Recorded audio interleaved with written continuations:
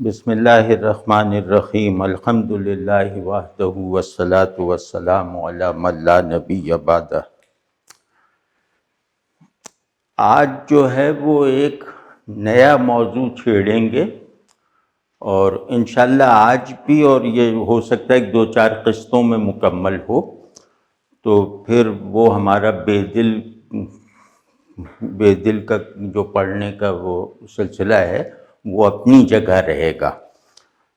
تو اب یہ آج ہم کریں، جیسے میں نے کچھ 2 سال پہلے امیجری پر ایک تمہیدی گفتگو کی تھی، جیسا کہ مجھے یاد ہے، اور امیجری کو شعر کے محاسن میں مرکزی حیثیت جو ہے وہ حاصل ہے، یہ بتانے کی کوشش کی تھی۔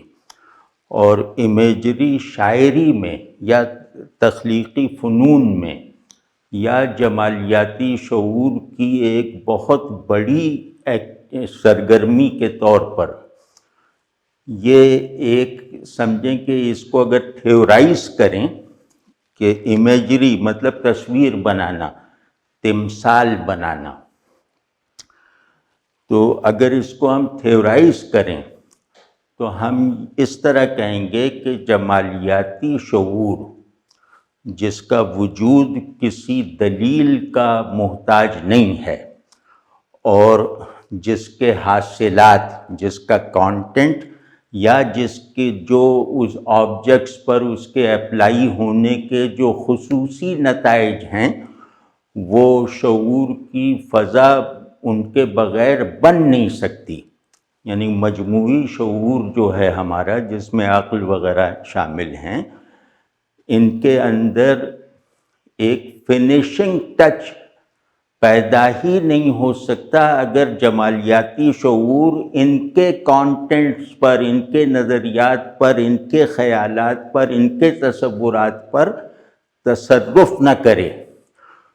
تو مثال طور پہ کہ عقل جو ہے وہ مزاجاً غیب جو ہے، یعنی عقل حالت غیاب میں رہتی ہے، چاہے آبجیکٹ اس کا مشہود ہو، حاضر ہو، محسوس ہو، تو وہ اپنے دکھائی دینے والے موضوعات کی بھی تجرید کر کے ان میں ایک غیاب کا رنگ پیدا کر دیتی ہے، تاکہ عالم محسوس، عالم معقول کا ایک جز معلوم ہو۔ تو یہی اب یہ جمالیاتی شعور جب عقل کے کام آتا ہے، یا عقل جب اس جمالیاتی شعور کی شدت حضور کی طرف نظر کرتی ہے، تو اس کا جو مزاج غیاب ہے، اس کی جو بنیادی بناوٹ ہے، اس میں کچھ ایسی چیزیں ایڈ کر جاتی ہیں، اس میں کچھ ایسی بنیادی ترمیمیں ہو جاتی ہیں، ان کے نتیجے میں اس کے تصورات وجود میں کچھ ایسے اضافے ہو جاتے ہیں جن کی وہ قدرداں تو ہے، لیکن ان تک پہنچنے کا اپنے طور پر سامان نہیں رکھتی۔ تو اس کا اسی طرح اخلاق ہے، اخلاقی شعور ہے جو خیر کے آئیڈیل پر ہے، مسلمہ خیر سے بنا ہے۔ تو اب اس کے جو مسلمات خیر ہیں، اس کے جو تصورات خیر ہیں، وہ اس کے لیے اس وقت جا کے ایک طرح سے باعث تسکین بنتے ہیں جب وہ تصورات جمالیاتی شعور کی امداد سے گویا اینٹیفائی ہو جاتے ہیں۔ یہ آپ سمجھ رہے ہیں نا کہ مختصر بات یہ ہے کہ شعور کی تمام فیکلٹیز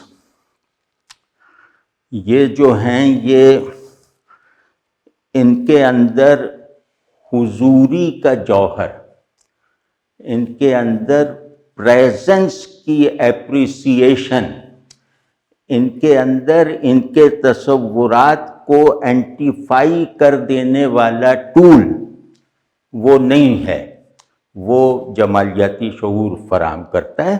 تو اسی وجہ سے کہتے ہیں کہ جمالیات یہ سائنس آف پریزنس ہے، یہ علم الحضور ہے، لیکن اس کا جو پریزنٹ ہے، اس کے جو یعنی حضوری گویا ایک منظر ہے، یہ منظر جو ہے وہ آبجیکٹس سے لیا نہیں گیا، بلکہ آبجیکٹس کے لیے گویا آبجیکٹس کو ان کے بارے میں بنائے گئے تصورات سے نکال کر کچھ اور وسعت دے دی گئی۔ تو جمالیاتی شعور چیزوں کو، خیال کو، آئیڈیاز کو ایک لامحدودیت دے دیتا ہے۔ شعور کی باقی تمام شاخیں اپنے موضوع کی تحدید کرتی ہیں تاکہ انہیں ڈیفائن کیا جا سکے، اور ان کا مقصود ہوتا ہے فہم، لیکن جمالیاتی شعور کا مقصود ہے ذوق، ایک حس حضور پیدا ہو جائے، ایک مطلب ذہن میں ایک ملکہ حضور اور طبیعت میں ایک حس حضور پیدا ہو جائے۔ یہ جمالیاتی شعور کا مقصود اصلی ہے، اور اس میں مطلب یہ کہ اس کی گہرائی میں کسی وقت جا کر اگر دیکھیں آپ، یعنی کہ جمالیاتی شعور کے اس مقصود کو تجزیہ کر کے اگر آپ دیکھیں تو انشاءاللہ یہ پتہ چلے گا کہ چیزوں کے ساتھ ان کی آزادی کا لحاظ رکھتے ہوئے اور انہیں ان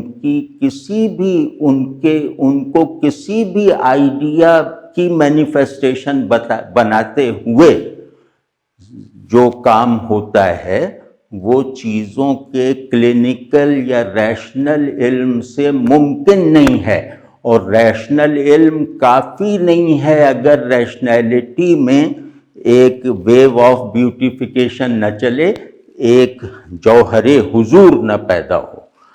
تو اور پھر یہ ہماری کچھ عادتوں کو بدل دیتا ہے۔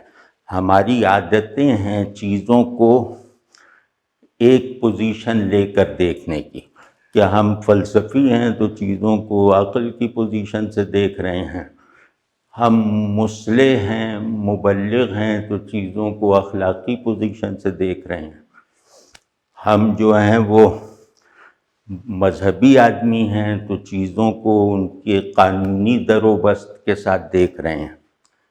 تو لیکن یہ کہ جمالیاتی شعور آ کر ان تمام پوزیشنز کو باطل نہیں کرتا، ان کو غلط اور بے مصرف نہیں کرتا، بلکہ ان کو ان کے تمام حاصلات کی حفاظت کے نظام میں زیادہ سرگرم رہنے کے لائق بنا دیتا ہے، کیونکہ ذہن جہاں چیزوں پہ اپنے تسلط کو اسٹیبلش کر لیتا ہے وہاں وہ اپنی آزادی سے بھی دستبردار ہو جاتا ہے اور شے کی آزادی کو بھی متاثر کر دیتا ہے۔ تو جمالیاتی شعور گویا ذہن اور شے دونوں کو آزاد رکھتے ہوئے ایک دوسرے کے ساتھ جیسا دل چاہے ویسا تعلق پیدا کرنے کا نام ہے، ٹھیک ہے نا؟ تو اب یہ پھر اس میں آگے ہماری روایت میں جمالیاتی شعور کی کارکردگی کیا ہے وہ موضوع دوسرا ہے، لیکن فنی طور پر یعنی شعر کو سمجھنے کے لیے یہ بات ضروری ہے کہ بڑا شاعر یا بڑا امیج میکر یہ آئیڈیا کو فارم بنا دیتا ہے، ٹھیک ہے، یہ معنی کو صورت دے دیتا ہے، یہ صورت کو اتنا سگنیفیکنٹ بنا دیتا ہے کہ ذہن میں معنی کی کوئی پریزنس اس جتنی سگنیفیکنٹ نہیں ہے۔ مطلب صورت کو معنی سے زیادہ بامعنی بنانے پر بڑا شاعر قادر ہوتا ہے۔ اور پھر یہ کہ ایک جو ہماری بہت بڑی تمنا ہے کہ ہم علم وغیرہ میں یا اپنے حوالے سے اور اپنے باہر کی دنیا کے حوالے سے وہ جیسے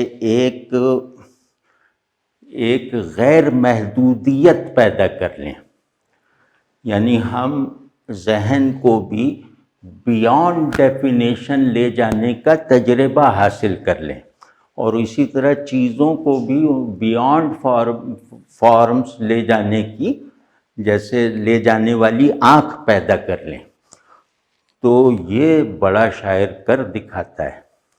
یعنی شاعری ہر علم کے مسلمات کو اس علم کے سنجیدہ طالب علموں کے لیے پرکشش بنا سکتی ہے، اور پرکشش ہی نہیں بلکہ ان علوم کے جو نتائج آدمی پہ مرتب ہونے چاہیے، ان نتائج کو ان گہرائیوں میں مرتب کروا سکتی ہے جن گہرائیوں تک شعور کی دیگر فیکلٹیز نہیں پہنچ سکتی۔ ٹھیک ہے نا؟ تیسرا، جیسے میں نے کہا، اینٹیفیکیشن، خیال کی اینٹیفیکیشن، اس کا مطلب یہ ہے کہ میرے اندر چیزوں پر یقین کرنے والی صلاحیت بہت کمزور ہے۔ وہ اس وجہ سے کہ میں نے اپنے تمام فیصلوں اور اپنے تمام تصورات کی باغ ڈور عقل کو تھما رکھی ہے۔ تو آپ سمجھیں نا، تو جمالیاتی شعور جو ہے وہ یقین کی ایک ایسی فضا پیدا کر دیتا ہے جو ویریفیکیشن کے نظام کو اس پر اگر عائد کیا جائے تو وہ اس کی توہین لگنے لگے۔ آپ سمجھ گئے نا؟ تو یہ سب چیزیں ہیں، اور بڑے شاعروں سے یہ باتیں سیکھنی چاہیے۔ یہ ان کا یہ جو فیضان ہے یہ آپ کو فلسفے کی تعلیم میں بھی کام آئے گا اور دین کی تعلیم میں بھی کام آئے گا۔ تو آج ہم مطلب امیجری کے بارے میں، تو ہاں ایک اور بات کہہ دوں کہ امیجری کی کچھ قسمیں ہیں۔ ایک امیجری ہوتی ہے کیمرے کی طرح، کہ جیسے کیمرے سے آپ نے کوئی تصویر کھینچ لی، تو اس کو جیسے مصوری میں ریئلزم کہا جاتا ہے، اور ہمارے یہاں جو ہے وہ نیچر پر جو شاعری ہوئی تھی سر سید کے زیر اثر، وہ کیمرہ ورک تھی، کہ فطرت کو صرف فارمز کا انبار سمجھنا اور اس کو ادھر ادھر سے وہ کرنا، تصویر کھینچنا کیمرے سے۔ دوسرا ہے کہ یہ مصوری ہوتی ہے، نقاشی ہوتی، مصوری ہوتی ہے، کہ اس میں جو کینوس ہے وہ مصور خود بناتا ہے، اور اس کینوس پر تصویر بھی وہ اپنی بناتا ہے، اور وہ تصویر چاہے باہر کے مناظر سے ریلیٹڈ ہو یا نہ ہو۔ آپ سمجھیں، ہو سکتا ہے ایک آدمی نے جیسے یہ کہ کیا تنگ، یہ غالبی کا شعر ہے، کیا تنگ ہم ستم زدگاں کا جہان ہے، جس میں کہ ایک بیضے مور آسمان ہے۔ تو اب یہ، یا اقبال کا ہے کہ گنبد آبگی نہ رنگ تیرے محیط میں حباب۔ اب ان دونوں جو تصویروں میں اس زمانے کی حیت کا علم شامل ہے، تو آپ سمجھیں نا کہ یہ تصویریں اس طرح کی ہیں کہ وہ حیت نے بتا رکھا تھا کہ آسمانوں کی بناوٹ گنبدوں جیسی ہے، قوسوں جیسی ہے وغیرہ۔ تو اب یہ امیج جو ہیں یہ دونوں یہ ریلیٹ کرتی ہیں باہر سے۔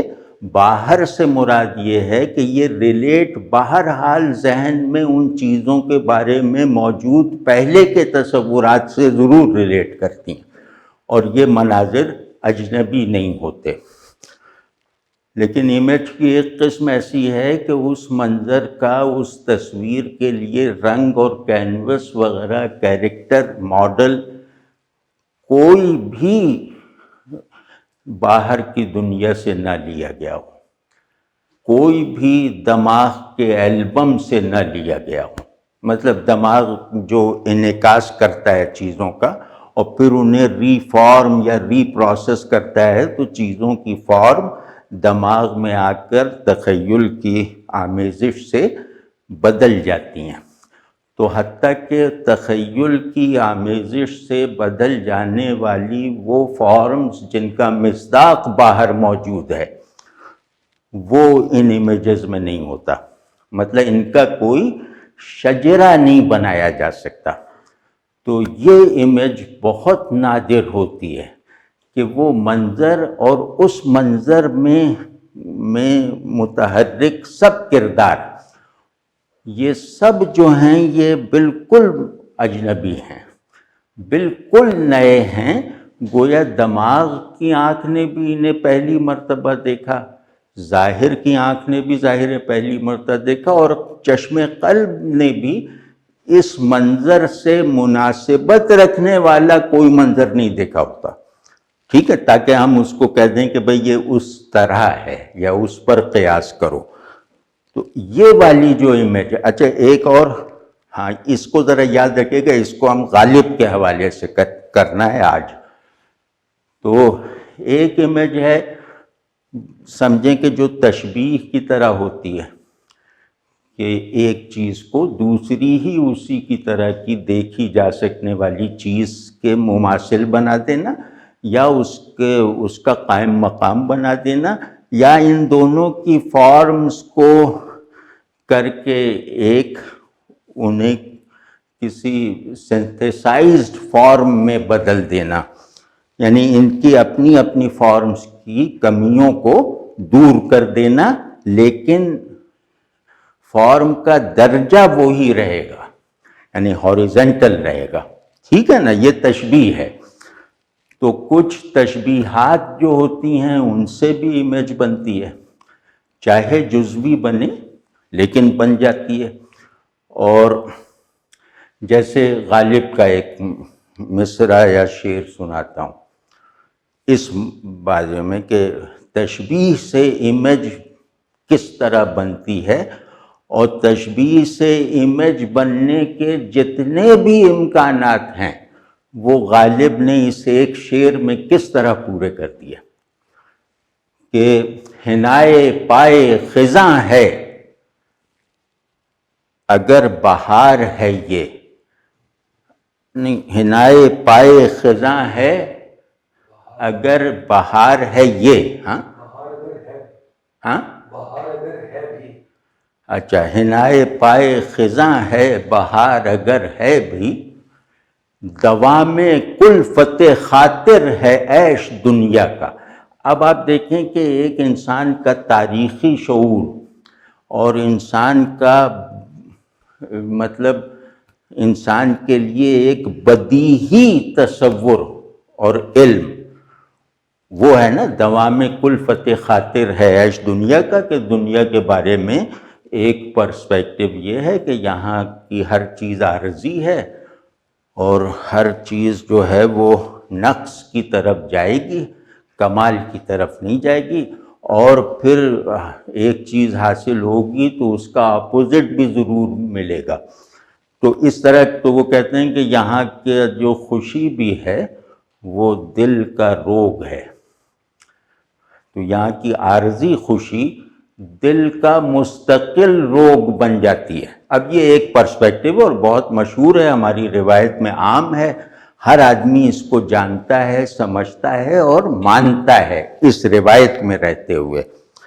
تو اب اس کو یہ اتنی بالکل مطلب کلیشے بن جانے والے خیال کو یہ شخص ایک تشبیہ دیتا ہے، مطلب اس خیال کے میں پر مسلط پژمردگی کو اور وہ کیا کہتے ہیں بوسیدگی اور فرسودگی کو ایک مثال دے کر جیسے اس پر سے جھاڑ دیتا ہے، اور اس تصور یا اس روایتی مسلمے کی ایسی تجدید کر دیتا ہے کہ وہ میرے لیے پرکشش بھی بن جائے اور میرے لیے ایک ایسا تجربہ بن جائے جس تجربے کو تکمیل تک پہنچانے کو میں اپنی بڑی ذمہ داری بنا لوں، اور جس کی بنیاد پر میں اپنے بارے میں اب تک موجود تصورات کو اور اپنے لیے اب تک متعین مقاصد کو بدلنے پہ تیار ہو جاؤں.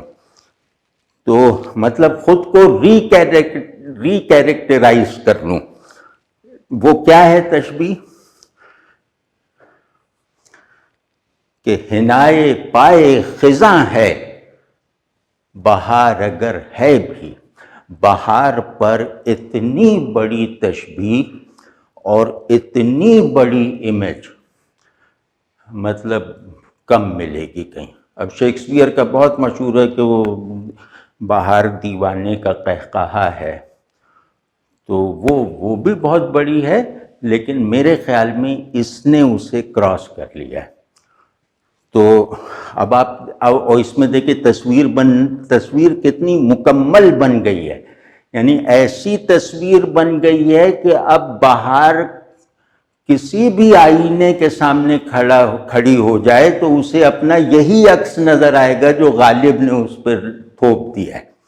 یعنی خزاں کے پاؤں میں لگی مہندی ہے تو مہندی لگے پاؤں سے خزاں چلی ہے. اب آپ کمال کی، یعنی پوری تاریخ کا تغیر و تسلسل اور حوادث کی دنیا کا نظام فنا، یہ سب سامنے آ جاتا ہے. اور یہاں کا دیکھنا اصل میں دیکھ سکنے کے لائق ہی نہیں چھوڑتا. تو اب اس سارے ماحول میں آپ دیکھیں کہ ایک باغ ہے اور بہت بڑا باغ ہے، یا مختلف باغ ہیں کیونکہ خزاں کا قد بہت بڑا ہے. تو اب مختلف باغ ہیں اور ان سب پہ بہار آئی ہوئی ہے اور سب رنگین ہیں، سب شاداب ہیں. تو اس عین حالت نوبہار میں ایک شخص ایک منظر دیکھ رہا ہے جس منظر کو چھپانے اور ڈھانپنے کے لیے بہار آتی ہے. وہ منظر یہ ہے کہ یہ بہار وہار نہیں ہے، یہ خزاں نے ایک راستہ طے کیا تھا اپنے پاؤں میں مہندی لگا کر. تو اب مہندی لگے پاؤں سے چلا نہیں جاتا. مطلب لوگ اس پہ بھی بے دل کا شعر کمال کا ہے، وہ ابھی سناتا ہوں. لیکن تو اب وہ خزاں مہندی لگے پاؤں کے ساتھ چل رہی ہے، تو وہ جو چھاپ پڑ رہی ہے زمین پر مہندی کی، خزاں کے پاؤں میں لگی مہندی کی، تو وہ چھاپ یہ کھلے ہوئے گلزار ہیں. یہ رنگینی خزاں کے پاؤں میں لگی مہندی کی رنگینی ہے. کمال کا ہے، مطلب حد ہے. تو اب یہ وہ ہوا کہ جہاں تشبیہ کو بہت ہی بلند درجہ امیج کا ذریعہ بنا دیا، اور اس میں آپ نے دیکھا نا حنائے پائے خزاں اور بہار، ان کے مفہوم تو ہمیں معلوم ہے، ان کیریکٹرز کا تو ہمیں علم ہے، لیکن یہ کہ ان کیریکٹرز کے درمیان تعلق کی یہ نوعیت ہے، یا بہار جو ہے وہ اپنی فارم میں بھی کچھ اور ہے، اس کا تو ہمیں وہم بھی نہیں آیا تھا جو غالب نے دکھا دیا. اب کبھی بھی آپ باغ کو دیکھیں اور کھلے ہوئے باغ کو اور غالب کا یہ شعر دہرا لیں تو آپ کو ایسا لگے گا کہ آپ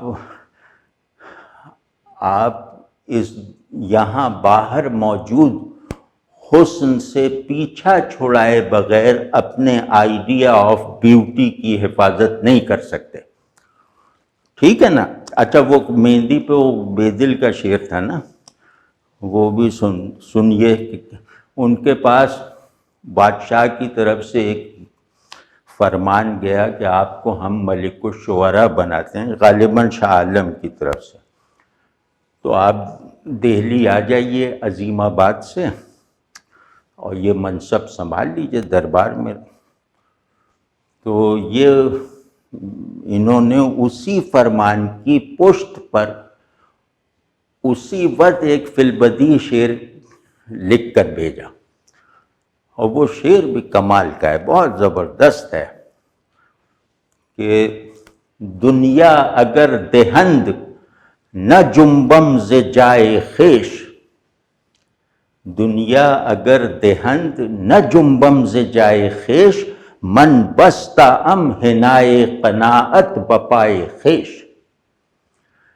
کہ اگر ساری دنیا بھی مجھے آفر کر دی جائے تو بھی میں اپنی جگہ سے، اپنے گوشے سے، اپنے زاویے سے، اپنے بوریے سے نہیں اٹھوں گا، اور یہ نہ اٹھنے میں کوئی میرا تکبر اور بے نیازی نہیں ہے۔ اب دیکھیں کتنے بڑے فیصلے کا اعلان کر رہے ہیں جو بڑائی کی انتہا پر پہنچے بغیر ہو ہی نہیں سکتا، تو انسانوں کی طرف سے کیے جانے والے سب سے بڑے فیصلوں میں سے ایک فیصلہ کر رہے ہیں اور دوسرے مصرعے میں ہمبل ہو جاتے ہیں، مطلب ایک عاجز آدمی کی بے نیازی۔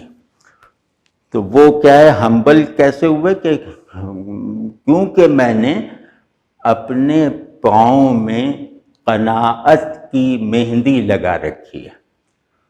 تو اب مہندی لگنے کا اگر آپ لوگوں کے ذہن میں کوئی تصور ہو تو اگر پاؤں میں مہندی لگی ہو نا تو کوئی بڑا واقعہ بھی ہو جائے تو آدمی چلتا نہیں ہے، کچھ اس میں عجیب سا وہ ایک سحر ہے، یا یہ اتنا زیادہ محتاط کر دیتی ہے کہ وہ آدمی کو جہاں اسے چلنا چاہیے وہاں بھی چلنے سے روک دیتی ہے، اور اس میں آدمی اپنے بعض مفادات کو بھی قربان کر دیتا ہے۔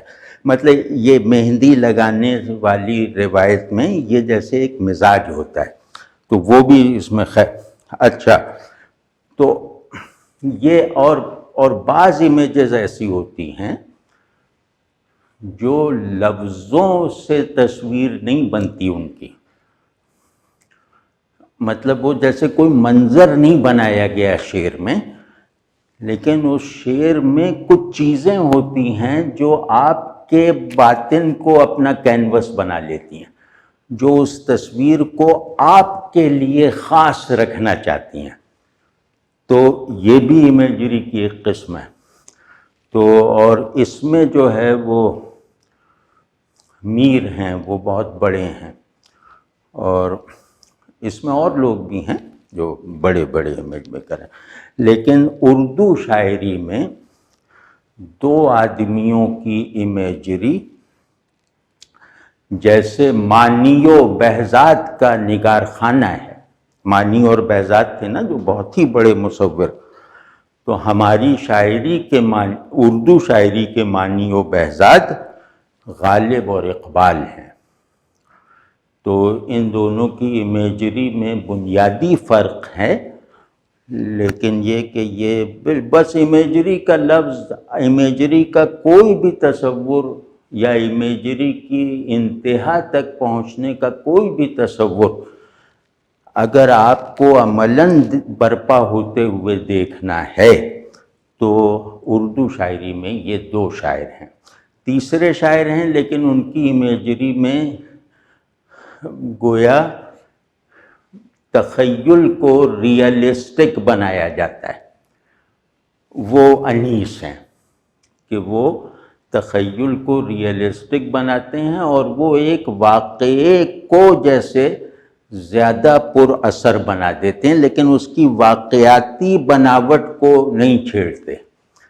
تو وہ بھی ایک بہرحال فن ہے، لیکن جو امیج ہے جو جس کے بارے میں عذرا پاؤنڈ نے کہا تھا کہ ایک امیج زخیم دیوانوں پر بھاری ہے، تو اگر آپ ایک امیج پیدا کر دیں تو آپ کافی ہے، چاہے آپ پھر کچھ اور نہ کہیں۔ تو آج ہم غالب کی امیجری دیکھیں گے اور اس کے دو حصے کریں گے۔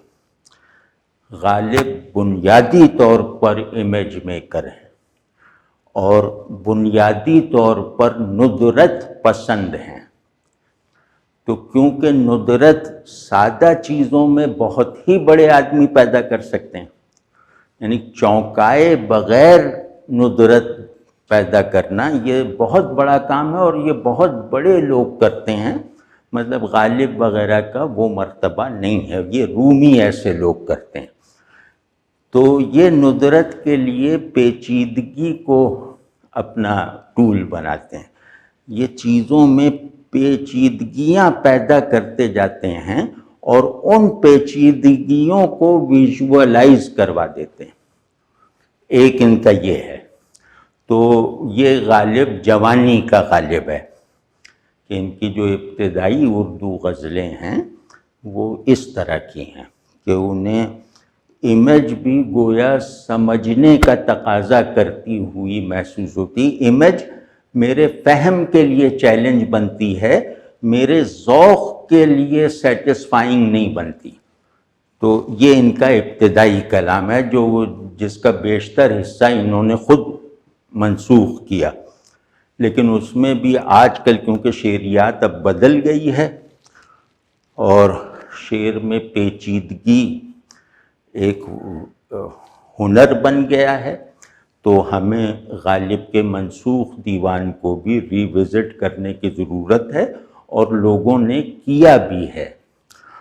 تو وہ ایک تو حصہ وہ ہوگا کہ اس طرح کی جناتی زبان میں جو امیج بنائی گئی ہے وہ کیا ہے، اسے ڈھونڈنا پڑتا ہے، وہ آنکھوں کے سامنے منظر کی طرح نہیں آتا۔ اور دوسرا یہ کہ ایک امیجری ان کی بات کی ہے جس میں یہ تصویر بناتے ہیں، جس میں یہ واقعی کمپیٹنٹ مصور نظر آتے ہیں، اور مصوری دکھاتے ہوئے اپنے شاعر ہونے کو غالب رکھتے ہیں۔ تو مطلب یہ غالب یہ بات ثابت کرنے کے لیے ایک دلیل ہے کہ شاعر مصور سے زیادہ اچھی، خوبصورت اور میننگ فل تصویر بنا سکتا ہے، تو غالب یہ ثابت کر دیتے ہیں۔ اور اسی وجہ سے آپ نے دیکھا ہوگا کہ مرقع چغتائی یا غالب کے شعروں کو مصور کرنے کی روایت ہمارے یہاں بہت زیادہ ہے۔ چغتائی نے پورا کیا، مرقع چغتائی، پھر صادقین نے کیا، پھر مطلب تقریباً اکثریت میں مصور ایسے ہیں جنہوں نے غالب کو پینٹ کیا ہے، اور غالب کے بعد اگر کسی کو پینٹ کیا گیا ہے تو وہ اقبال ہیں۔ تو ظاہر ہے اس کی کوئی وجہ ہوگی نا، تو وہ وجہ ان کے کلام میں دیکھی جا سکتی ہے۔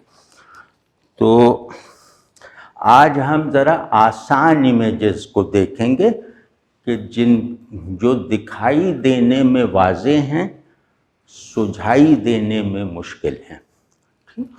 تو پہلی غزل جو دیوان غالب کی ہے، اس غزل میں بھی کچھ شعر منسوخ ہیں اور کچھ متداول ہیں، مطلب وہ ان کے دیوان کا حصہ بنائے گئے۔ تو اس کا پہلا ہی شعر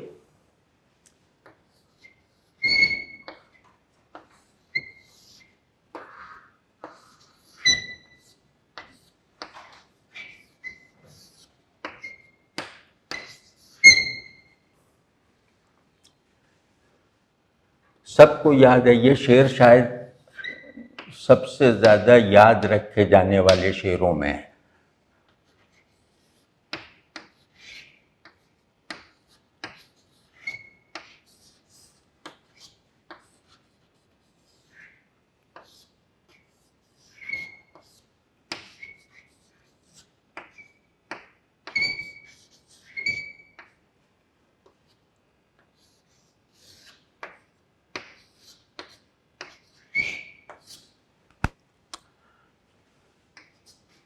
یہ لکھ رہا ہوں ایک مصلحت سے، تاکہ یہ اس تصویر کے کیریکٹرز یہاں دکھا سکوں۔ ہاں،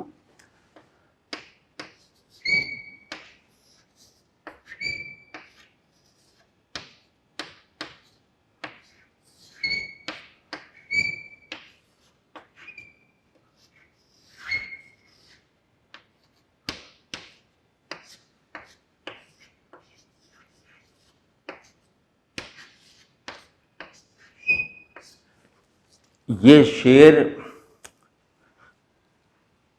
ایک ویژول معمہ بھی ہے، مطلب فہم کے لیے تو یہ معمہ ہے، لیکن اس سے بننے والی جو تصویر ہے وہ بھی آنکھوں کے لیے اور آنکھوں کے دیکھے ہوئے کو مفہوم بنانے والے دماغ کے لیے بھی معمہ ہے۔ تو اب اس کو روایتی طور پہ تو شرح کر دیا گیا وہ کہ وہ فلاں کے دربار میں فریادی کاغذ کا کرتا پہن کے آ جاتا تھا۔ ہو سکتا ہے یہ مشہور باتیں ہوں، غالب کے ذہن میں ہوں، لیکن اس حوالے کا اس شعر سے لطف اندوز ہونے کے لیے کوئی وہ نہیں ہے اس کی حیثیت، بلکہ یہ حوالہ ذہن میں آ جائے تو شعر جیسے گر جاتا ہے۔ تو اب ہم اس کو بغیر کسی روایت، کسی متھ میں سے منسوب کیے بغیر، صرف اس نظر سے، آج میں معنی نہیں بتا رہا، صرف اس نظر سے دیکھتے ہیں کہ اس پہ بننے والی امیج کیا ہے اور اس امیج کو بنانے میں کیا کیا صرف کیا گیا ہے۔ ٹھیک ہے، اب نقش کا فریادی ہونا، یہ نقش کی معمول کی صفت نہیں ہے۔ ایک تو یہ کہ نقش بے جان ہوتا ہے، فریاد جو ہے وہ جاندار کرتے ہیں، پہلی تو رکاوٹ یہ ہے، اور دوسرا یہ ہے کہ نقش جو ہے وہ کیونکہ عکس حسن ہے نا، تو اس میں کیا فریاد، ٹھیک ہے نا، اس میں کیا ڈس سیٹسفیکشن۔ تو مطلب کئی طرح سے یہ دو جو ہیں یہ مرکب توصیفی اگر سمجھ لیں تو اس میں کوئی تعلیل کی دلیل نہیں ہے، مطلب کوئی مناسبت ہی نہیں کہ نقش اور فریادی نقش، لیکن نقش کو ایک بالکل غیر متعلق وصف سے منسوب ہی نہیں، بلکہ اس وصف کو اس کا واحد وصف بنا کر دکھانا، اس کا سب سے مؤثر وصف اور اس کے اندر کا سب سے بڑا اور مرکزی حال بنا کر دکھانا، ایک تو اس میں یہ کمال کیا گیا ہے۔ دوسرے یہ کہ صورت کو، فارم کو، فارم لیسنس کے اصول سے گزارا گیا ہے۔ دیکھیں فارم جب تک اس کا اپوزٹ یا اس سے ٹرانسینڈنٹ اس پہ اپلائی نہیں ہوگا، اس کا فارم ہونا ہی خطرے میں پڑ جائے گا، ٹھیک ہے۔ تو اب یہ کہہ رہے ہیں کہ نقش یعنی عام سا کوئی چھاپا، کوئی نقش، یہ جو ہے یہ تم جو دیکھ رہے ہو یا تم جسے نقش کہتے ہو، یا مصوروں نے نقش کا جو مطلب تمہیں سمجھا رکھا ہے وہ مطلب اس کا صورتاً بھی نہیں ہے، حقیقتاً تو یقیناً نہیں ہے، لیکن صورت بھی، نقش کی صورت جو ہے وہ مصوروں کے بتائے ہوئے اس مفہوم کو قبول نہیں کرتی۔ تو اب ایک شاعر آ رہا ہے جو مصوری کی ایک اصطلاح کو، جو حتمی اور فائنل اصطلاح ہے، اس کو مصوروں کے چنگل سے نکال رہا ہے اور اسے ایک دوسرے کینوس پہ بنا رہا ہے۔ وہ کیا ہے کہ مصور فطرت کو تازہ رکھتا ہے، شاعر فطرت کو بدل دیتا ہے، زندہ رکھتا ہے۔ شاعر فطرت کے درجہ وجود کو بلند کر دیتا ہے، کیونکہ شاعر چیزوں، لفظوں، احساسات، ہر چیز کو اپنے شعور میں، اپنے تجربے میں آئی ہوئی ہر قابل شناخت چیز کو سمبلائز ضرور کرتا ہے تاکہ اس میں ایک عروجی کیفیت اور عروجی نسبت بھی پیدا ہو جائے، ٹھیک ہے نا، یہ شاعری کا کام ہے۔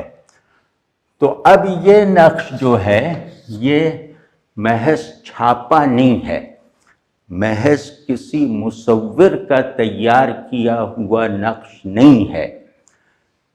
مصور کا نقش ہوتا ہے کہ کینوس اس کی تحدید کر دیتا ہے، تو اس نقش کی تحدید نہیں ہے، یہ نقش یہ نقش جو ہے یوں سمجھیں کہ یہ نقش وجود کا یونیورسل مظہر ہے۔ اب نقش کیا ہے؟ نقش ہر موجود جو بھی وجود سے متصف ہے، جو اپنا موجود ہونا جانتا ہے، وہ نقش ہے۔ ٹھیک ہے؟ اب یہاں نقش کو یونیورسلائز کر دیا گیا اور بالکل اس کی جو ڈومین آف میننگ فلنس ہے اس کو بالکل ترک کر دیا گیا، اس کو اس کے مصورانہ سیاق و سباق سے بالکل الگ کر دیا گیا اور اس کو ایسا بنا دیا گیا کہ گویا یہ نقش جو ہے یہ خالق وجود کا بنایا ہوا ہے۔ ٹھیک ہے؟ اب یہاں سے وہ تصوف وغیرہ کی روایت آ جاتی ہے۔ ایسا نہیں کہ غالب نے پہلی مرتبہ یہ کیا، لیکن غالب نے نقش کے اس استعمال کی روایت کو ایک نیا شیڈ دے دیا۔ یہ زیادہ بڑا کام ہوتا ہے، اوریجنل بات کہنے سے زیادہ بڑا کام ہے کہ آپ کسی بڑی چیز کے تسلسل کو جاری رکھنے کا وسیلہ بنے، یہ زیادہ بڑا کام ہوتا ہے۔ تو نقش کے صوفیانہ معنی اور یہ سب وہ سب آپ لوگوں کو معلوم ہی ہے۔ تو نقش مطلب ویسے ہی اپنے اطمینان کے لیے کر رہا ہوں کہ نقش وہ ہے جس سے نہ غیر حقیقی کہا جا سکے نہ حقیقی کہنا ممکن ہو۔ تو یہی وجود اور اس کے مظاہر کی نسبت سے وہ حقیقی ہیں، لیکن اس نسبت سے ہٹ کر وہ غیر حقیقی ہیں۔ تو گویا نقش اعتبار ہے۔ ہر موجود ذہن میں منعکس ہو کر حقیقی ہوتا ہے، تو اعتبار ہے۔ واضح ہے نا یہ بات؟ اور تیسرا مطلب نقش کا ہے جو آج کل شاید شاعری پڑھنے والے لڑکے بھی نہیں جانتے، وہ ہے نقش حیرت کا استعارہ ہے۔ کوئی نقش اور کوئی دیوار سمجھا، زمانہ ہوا ہم کو چپ رہتے رہتے۔ اور وہ کیا ہے؟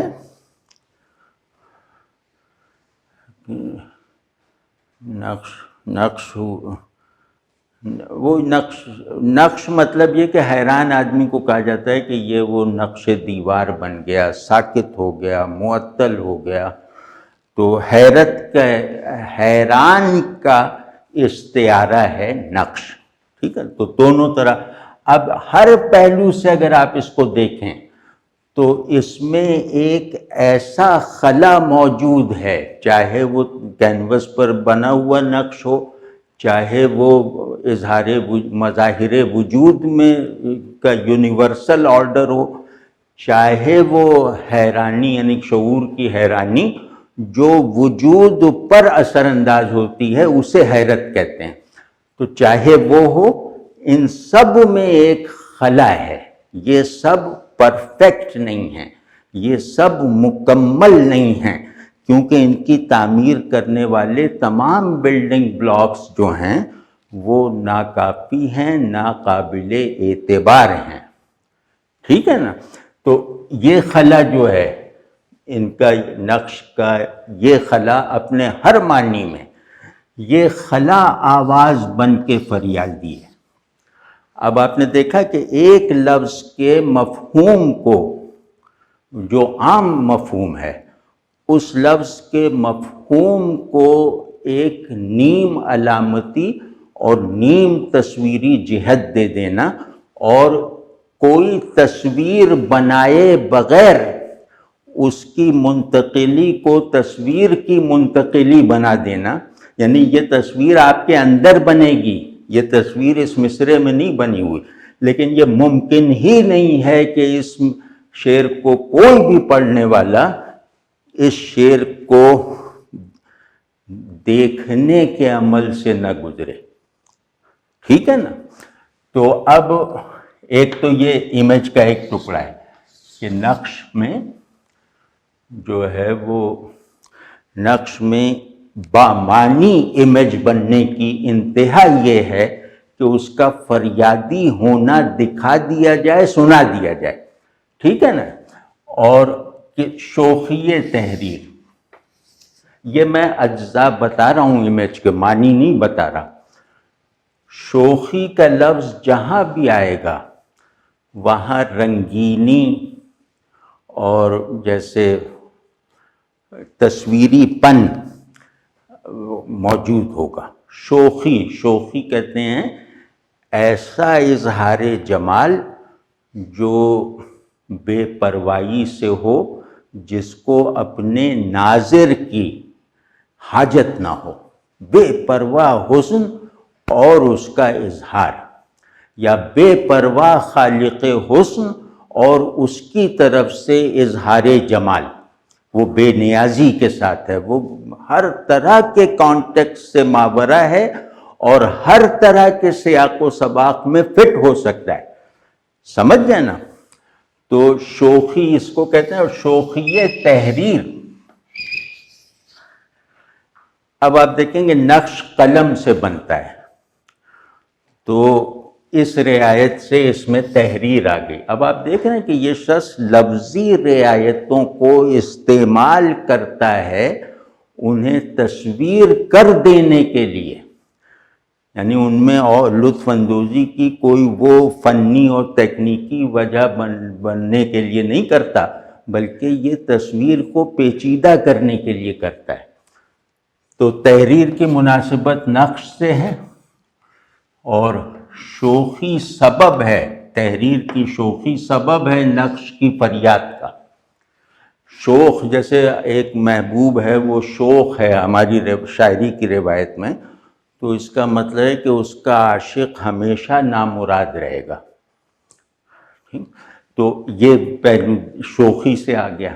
ٹھیک ہے، اب یہ سب تعلیل ہو رہی ہے، اور یہ تعلیل سوری بھی ہے. یعنی تعلیل سمجھتے ہیں نا، کازیشن، کہ شعر میں حسن تعلیل ایک ہوتا ہے، ایک اصطلاح ہے کہ جو چیز تم کہہ رہے ہو اس کی وجہ، اس کا جواز، اس کا سبب بھی شعر میں موجود ہے یا نہیں، تو اس کو تعلیل کہتے ہیں. تعلیل، ٹھیک ہے. تو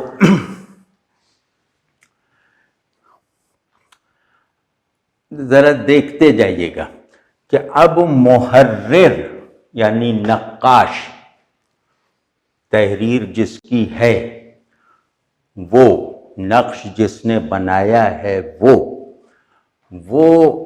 ہم سب نقش ہیں، ہم سب نقوش ہیں، اور جس نے ہمیں بنایا ہے وہ مصور حقیقی ہماری کوئی ضرورت نہیں رکھتا.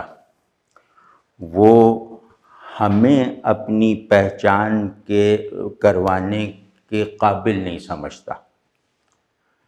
اس نے مطلب خود اپنا اظہار کر دیا، اور اسے اس بات سے کوئی دلچسپی نہیں ہے کہ یہ اظہار جن بلڈنگ بلاکس سے، مطلب اس اظہار کے جو یونٹس ہیں، ٹھوس یونٹس، یا اس اظہار کے نتیجے میں جو وجود نے اپنے مظاہر پیدا کیے، وہ مظاہر وہ جو ہیں وہ تو بیچارے حیران ہیں، پریشان ہیں، انہیں اپنے بنانے والے ہی سے کوئی تعلق کا زاویہ نظر نہیں آ رہا. انہیں یہ اعتماد ہی نہیں حاصل کہ ہمارا نقاش ہمیں بنا کر ہم پر فخر کر رہا ہے اور ہماری حفاظت کر رہا ہے، اور ہم پر اگر کوئی زنگ ونگ لگ جائے یا گرد بیٹھ جائے تو ہمارا نقاش اس کو فوراً اتار دے گا، جھاڑ دے گا. مطلب وہ ہماری نگہداشت بھی کرے گا، اور ہم میں وقتاً فوقتاً کوئی اضافہ کمی بھی کرتا رہے گا. تو وہ تو نقش بنا کے فارغ ہو گیا، وہ تو اب نقش جانے اور نقش کا کام جانے. ٹھیک، تو اب اس میں جو ہے نا، یہ جو بات ہوتی ہے کہ مجھے بنانے والا میری پرواہ نہیں کرتا، مجھے بنانے والا میرے ساتھ وہ تعلق نہیں رکھتا، اور نہ مجھ میں یہ صلاحیت دی ہے کہ میں رکھوں جو کسی نقش کا نقاش کے ساتھ، کسی تخلیق کار کا اپنی تخلیق کے ساتھ ہوتا ہے. واضح ہے نا؟ تو اب یہ کہہ رہے ہیں کہ ہم اس کے فعل کے نتائج ہیں، ہم اس کی ذات کا اظہار نہیں ہے. یعنی ایسا نہیں اس نے بس اپنی مہارت دکھا کے فارغ ہو گیا، تو ہمیں ایسا اس نے نہیں بنایا کہ ہم اسے ہمیں کوئی دیکھے اور اسے بوجھے. تو اب یہ فریاد کی کئی وجوہات ہیں. اب اس میں فریاد کی کئی وجوہات میں سے جو بالکل سچی اور بالکل چسپاں ہیں، برمحل ہیں، اس میں کئی بے شمار وجوہات میں سے جو سب سے بڑا سبب ہے وہ بتا دیا دوسرے مصرعے میں. جیسے وہ فریاد کو جیسے مجسم کر دیا گیا، مجسم تو نہیں کہنا چاہیے، فریاد کی اصل وجہ بتا دی گئی ہے، تمام اسباب کی موجودگی کے ساتھ جو مرکزی سبب ہے وہ دکھا دیا گیا ہے. اور وہ مطلب یہ سبب اگر ختم ہو جائے تو نقش فریادی نہیں رہیں گے. وہ ہے کاغذی ہے پیرہن ہر پیکرے تصویر کا. اب پیکرے تصویر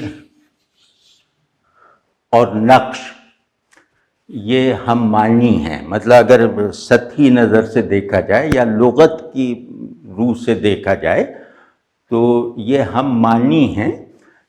پیکرے تصویر نقش کے لیے ایک نیا فریز ہے، لیکن نقش ہی پیکرے تصویر ہے. تو ابھی پیکرے تصویر کو تھوڑا سا کھولیں گے اس لیے کہ اسے دیکھنا آسان ہو جائے. لیکن اب یہ دیکھیے کہ ایک تو یہ ہے نا کہ نقش تصویر بھی حیران ہوتی ہے. جیسے کیا وہ آپ تصویر سے حیران ہیں ہم، کچھ اس طرح عام ہے اردو شاعری میں. تصویر کو حیرانی کا استعارہ، کچھ کہہ نہیں سکتی، کچھ سمجھ نہیں سکتی. تو اب پیکر کے لفظ سے تصویر میں یہ اضافت لگا کر اس میں جہاں یہ بتا دیا گیا کہ یہ تصویر جیسے ٹھوس ہے، پیکر ٹھوس ہوتا ہے، ایبسٹریکٹ ہیولا ہوتا ہے، پیکر ٹھوس ہوتا ہے، پیکر کے لیے جسم ہونا ضروری ہے. تو اب یہ کہہ رہے ہیں کہ یہ جو ٹھوس نقش ہے، اب نقش اور اس پہ مزید تاکید کہ یہ ٹھوس بھی ہے اور موجود ہونے کی شرطیں پوری کرتا ہے. تو پیکر کے لفظ میں اب آ گیا کہ یہ نقش کینوس پر ہی بنا ہوا نقش نہیں ہے، یا اگر یہ کسی کینوس پر بنا بھی ہے تو وہ کینوس ایسا ہے جسے لوگ جانتے نہیں ہیں، وہ مصوروں کا کینوس نہیں ہے. تو اب اس میں دیکھیے ذرا کہ ہر نقش اس بات پہ فریادی ہے، اپنے پورے وجود کی قوت کو جمع کر کے فریادی ہے. ہر نقش کا ایک ہی حال ہے، وہ فریاد، ایک ہی پکار ہے، وہ فریاد. تو وہ کس وجہ سے ہے، یہ سب کیوں ہو رہا ہے؟ وہ اس وجہ سے کہ کسی نقش کو دوام نہیں ہے. یعنی فنا انسان اپنے اوپر ظلم سمجھتا ہے، اور بقا انسان کی یعنی باشعور وجود کی تمنا ہے. ٹھیک ہے نا؟ اور پھر اس کے فلسفیانہ اور نفسیاتی مضمرات ہیں، وہ اس کی طرف ہم نہیں جا رہے، ویسے ہی کہہ رہے ہیں. تو انسان سے اگر ایک خواہش، اب ہم کہہ رہے ہیں کہ نقش انسان ہے، تو انسان سے اگر ایک خواہش پوچھی جائے تو وہ خواہش بقا ہوگی. ٹھیک ہے نا؟ تو اب وہ خواہش تو پورا ہونے کا کوئی امکان نہیں. بقا کا علم مجھے دے دیا ہے اور فنا کے سپرد کر دیا ہے، یہ فریاد ہے. تو اب اس میں استعارت یہ کاغذی کی بھی 2-3 جہتیں، استادی بھی اس میں ہے.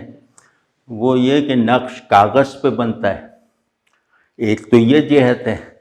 اور دوسری جہت وہ جو میں نے کہا مشہور روایت ہے کہ خسرو کے دربار میں وہ آتے تھے فریادی، وہ کاغذ کا پیراہن پہنے ہوتے تھے.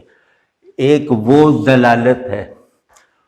اور تیسری یہ کہ بے بنیاد، ناپائیدار، کاغذی، ناپائیدار، بے بنیاد اور فنا کے قوام سے بنی ہوئی چیز ہے کاغذ. ٹھیک ہے نا. تو اب کیا ہے کہ اس نقش کو مصور نے فنا کے رنگوں اور فنا کی زمین پر بنایا ہے، فنا کے کاغذ پر بنایا ہے. اور پیرہن میں کچھ پہلو ہیں جن کی جو جمالیاتی وقت ہے اتنا میں عرض کر رہا ہوں کہ پیراہن کی ایک دلالت تو کاغذی سے ہے، یعنی کہ پیراہن کو کاغذی کہنا ہے. ٹھیک ہے نا. اور دوسری دلالت جو ہے وہ پیراہن کی یہ پیکر سے ہے. ٹھیک ہے نا، کہ وہ پیراہن کو کاغذی کہنا ہے اس کی ناپائیداری کے لیے، تو وہ پیراہن کاغذی کہلا کر بامانی بھی ہو گیا اور تصویر کے طور پر بھی بہت سگنیفیکنٹ اور بہت جیسے کہیں کہ بہت ریشنل اور لاجیکل ہو گیا. تو اور پیراہن پیکر کی نسبت سے، کیونکہ پیکر کسے کہتے ہیں؟ پیکر یعنی جسم کہہ لیں کچھ، مطلب میں یہ نہیں کہہ رہا کہ اس کا مطلب یہ ہے، ہم یہاں جسم تصور کر لیتے ہیں. تو جسم کی سب سے بڑی ضرورت اپنا اظہار نہیں ہے، اپنا تزئینی اخفا ہے.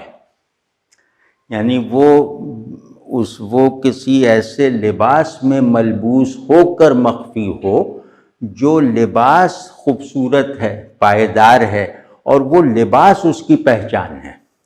جسم چاہتا ہے کہ اس کو ڈیفائن کرنے کا کوئی بھی عمل اس پر نظریں گاڑ کے نہ کیا جائے. اس کی ڈیفینیشن کا عمل چند غیر جسمانی معیارات پہ اور تعریفات پہ کیا جائے. ٹھیک ہے نا. تو پیراہن یہ ضرورت پوری کرتا ہے. پیراہن ہمارا لباس کس لیے ہے؟ کہ ہمارے عیب کو ڈھانپے اور اس کمال کو ظاہر کرے یا اس حسن کو ظاہر کرے جو ہم میں نہیں ہے. ہم اگر بے پردہ ہو جائیں تو ہمیں دیکھنا جو ہے وہ بہت ایک گھناؤنا تجربہ ہوگا. تو ہم اسی وقت تک لائق توجہ ہیں خود اپنے لیے بھی جب تک ہم چھپے ہوئے ہیں. ٹھیک ہے. تو اب پیراہن آ گیا نا. پیراہن ایک beautified curtain of the body ہے. ٹھیک ہے نا. تو اب کہہ رہے ہیں کہ بیوٹیفیکیشن تو ہمیں ملی ہے، نقش ہیں اور ایک بڑے خالق جمال مصور کا نقش بنایا ہوا نقش ہیں، لیکن اس میں ہمارے ساتھ جو ہے وہ کارروائی یہ کی گئی کہ ہمارے بیوٹیفائڈ اظہار کو فنا کے تابع کر کے ہمارے لیے جو ہے وہ درد سر بنا دیا گیا. یعنی ہمیں جو حسن بظاہر دیا گیا ہے، بحیثیت نقش ہمارے اندر جو حسن کی نسبتیں بظاہر دکھائی دیتی ہیں، وہ سب نسبتیں بودی رہ گئی ہیں کیونکہ ہم اس حسن کو قائم نہیں رکھ سکتے. یہ حسن جو ہے وہ ہمارے ساتھ عارضی ہے اور اس کے عارضی ہونے کی میعاد بھی ہمیں نہیں معلوم. اس سے یہ المیہ اور بڑھ گیا. یعنی ہم ہر وقت اس کے خاتمے کے منتظر رہتے ہیں، اس کی حفاظت کی طرف توجہ دینے کی بجائے یا اس سے زیادہ. ٹھیک ہے نا. تو اب یہ ہو گیا. اب پے کرے تصویر، یہ بہت خلاقانہ فریز ہے، یہ بہت بڑی چیز ہے. مطلب جمالیاتی طور پہ بھی اور ویسے بھی تخیل میں بھی، اور مطلب ذہن کی فلسفیانہ جو ہائٹ ہے یہ اس کو بھی اٹریکٹ کرتی ہے. تو پے کرے تصویر. اب ایک تو یہ کہ تصویر جس کاغذ پہ، جس کینوس پہ بنی ہوئی ہے، تو اس کینوس کے ٹھوس پن نے، اس کینوس نے اسے جو ہے وہ مطلب پیکر بنا دیا، ورنہ تو یہ بے روح پیکر ہے نا. تو اس ہمیں ایسا جسم دیا گیا ہے جس میں دکھانے کے لیے تو بہت کچھ ہے، یعنی ہمیں ایسا وجود دیا گیا ہے جس میں دکھانے کے لیے تو بہت کچھ ہے، لیکن اندر سے وہ کھکل ہے. تو پے کرے تصویر، تصویر بے جان ہے، خالی ہے، بے اختیار ہے، مجبور محض ہے. تو اس کی یہ اور دیکھنے میں خوبصورت ہے. تو اس کو یہ کرنے میں یہ جو صفات ہیں تصویر کی، وہ پیکر میں ڈال دی گئی ہیں کہ یہ تصویر ہی کی طرح بے جان ہے، یہ تصویر ہی کی طرح بے بس اور مجبور محض ہے، اور یہ تصویر ہی کی طرح غیر حقیقی ہے، اور یہ تصویر ہی کی طرح عارضی ہے. تو اب یہ جو ہے، یہ اب اس کو ملا کر ایک امیج بنا دیں. اب وہ آپ کا اپنا کینوس ہے، اس کینوس کے سائز کے مطابق یہ اس میں تصویر ہو جاتا ہے. تو یہ بہت پیچیدہ مشکل مضمون والا شعر ہے. روایتی مضمون ہونے کے باوجود غالب نے اظہار کا ایسا اسلوب اختیار کیا ہے کہ وہ روایتی مضمون جاننے والے ذہن کے لیے بھی پیچیدہ ہو گیا. تو لیکن اتنے پیچیدہ خیال اور مضمون یا سادہ خیال میں پیچیدگی پیدا کرنا یہ ایک فن ہے، اور پھر اس پیچیدگی کی طرف دماغ کو متوجہ ہونے کی مہلت نہ دینا. اس شعر کا یہ بہت بڑا کمال ہے کہ یہ اپنے مضمون کے فہم کو قاری پر لازم نہیں کرتا. وہ آپ کو بس پہلی نظر میں احساس ہو جائے گا کہ مشکل شعر ہے، لیکن اس کا مشکل ہونا یا میرے لیے ناقابل فہم ہونا اس شعر سے محظوظ اور لطف اندوز ہونے اور اس کی تحسین کرنے اور اسے بڑا شعر ماننے میں رکاوٹ نہیں بنتی. اس چیز کا سب سے بڑا چیمپئن ہمارے یہاں غالب ہے. ٹھیک ہے نا؟ تو اب اس کو آپ اس طرح سب لوگ دیکھیں نا، اس کو تو ایسا لگتا ہے کہ آپ ایک چیز دیکھ رہے ہیں، کوئی مطلب کوئی عقدہ کھولنے کی، کوئی معمہ حل کرنے کی کوشش نہیں کر رہے. معمہ ہے، لیکن یہ آپ کے ذہن کے لیے چیلنج نہیں بنتا جب، یا آپ کے ذہن کو ایڈریس نہیں کرتا. تو اب یہ ایک امیج ہے. تو آج بھائی مجھے تو اندازہ ہی نہیں تھا، میں نے تو کچھ اور شعروں پہ بھی کرنا تھا، لیکن آج وقت زیادہ ہو گیا ہے. تو اب انشاءاللہ آگے کسی اور دن یہ ہم کریں گے اور تھوڑا اختصار کے ساتھ کرنے کی کوشش کریں گے.